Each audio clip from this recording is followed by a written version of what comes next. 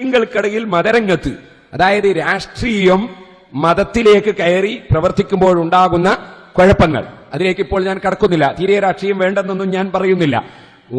ഇസ്തിരിപ്പെട്ടി നല്ല സാധനമാണ്. ചുളി തീർത്തുകൊണ്ട് നമ്മളെ കുപ്പായൊക്കെ തേച്ചാൽ, തലക്കെട്ടൊക്കെ തേച്ചാൽ വളരെ നല്ല സാധനമാണ് ഇസ്തിരിപ്പെട്ടി, വേണ്ടെന്ന് പറയുന്നില്ല. പക്ഷേ അതുകൊണ്ട് തന്നെ ഉമ്മാമയുടെ മുഖത്തിന്റെ ചുളി നീർക്കണം എന്ന് മനസ്സിലാക്കിയാൽ ഉമ്മാമാക്ക് മുഖം ഉണ്ടാവുകയില്ല. ഇതുപോലെ രാഷ്ട്രീയ പാർട്ടികൾ അത് റോഡ് നിർമ്മിക്കുന്നതിനും പാലം നിർമ്മിക്കുന്നതിനൊക്കെ നല്ലതാണ്.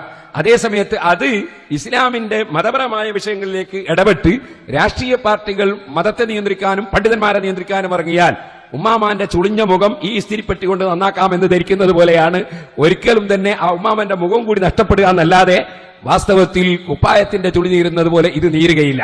അത് മനസ്സിലാക്കാൻ കഴിയാത്തത് കൊണ്ടാണ് പലപ്പോഴും രാഷ്ട്രീയ പാർട്ടിക്കാർ മതരംഗത്തേക്ക് കയറി വന്ന് അറ്റാക്ക് ചെയ്യുമ്പോൾ പ്രശ്നങ്ങൾ ഉണ്ടാകുന്നത്.